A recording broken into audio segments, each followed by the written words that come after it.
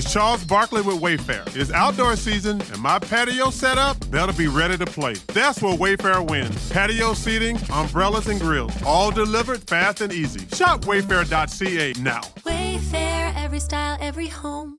Bell Media science guy Dr. Dan Riskin. Our World Cup, our ball's getting smaller at the World Cup. Yeah, the shrinkage of World Cup balls is a major concern. It's the distance they fly that is shrinking. So the balls are actually the same size, but they are different.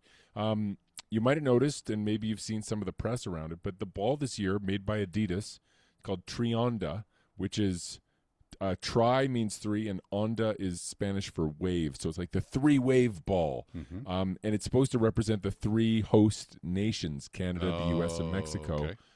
It's actually made with 4 pieces that are wrapped around each other, but they're like, there's not a lot of grooves. It's not like a whole bunch of little hexagons. It's like big pieces of material with deep grooves between them. And so there's been some question about what that will do to the aerodynamics of the ball or the way it moves. There was a lot of noise. I believe it was 2018 in the World Cup. No, it was 2010 during the World Cup. The ball was really, really like...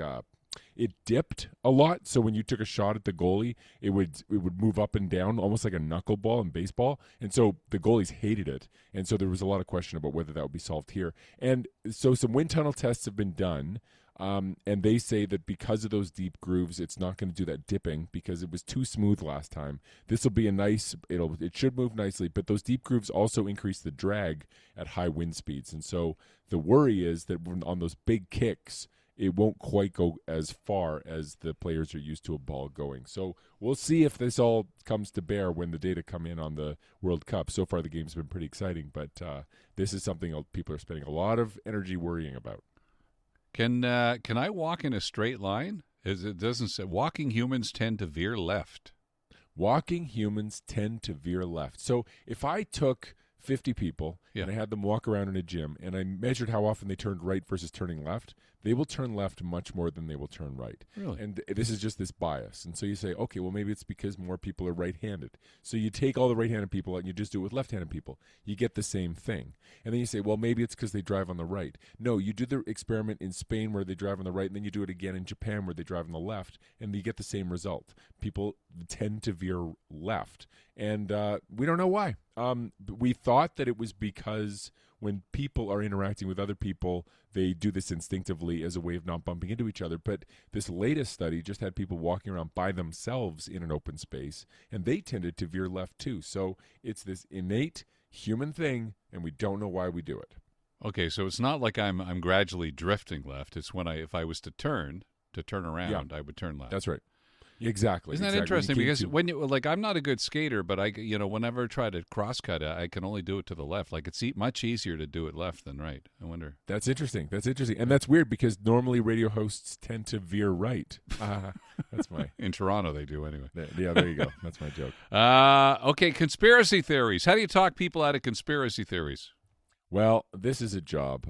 Listen, you and I interact with a lot of the public, and most of the public is lovely, and people are great to talk to. But every once in a while, you get that one person who is just convinced that the moon landing did not happen or that the Earth is flat. And you're just like, oh, okay, let's do this. And you have that conversation. You say, no.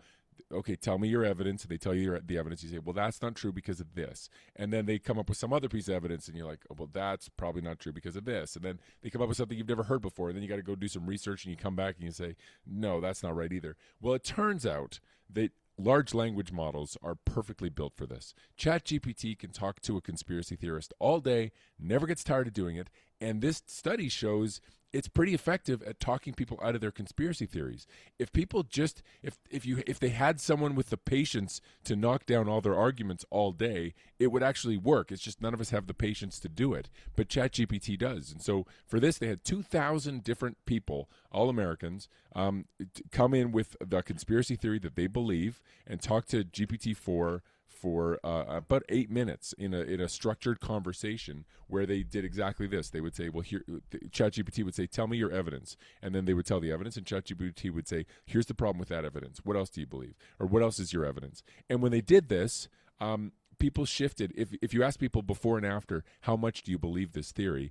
On average, it went down by 20%. But a quarter of people went down past that 50% threshold. So they ended up going from believing it more than they didn't believe it to the opposite, to not believing it as much as they do believe it. And so this does give hope that these large language models, for all their quirks and trying to figure out what they're good for, this might be one really good application of them, is to talk people out of these things. You sound really sexy this morning, by the way. You've been traveling or something? You sick? You got another cold? Yeah, I've been traveling a little bit. I've been on the road, and so I sound. I'm working on my Leonard Cohen impression. I don't think it's quite there yet. No.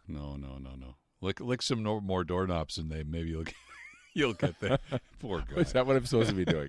I had it all wrong. I won't tell you what I've been licking, but it's not doorknobs. You have a great day.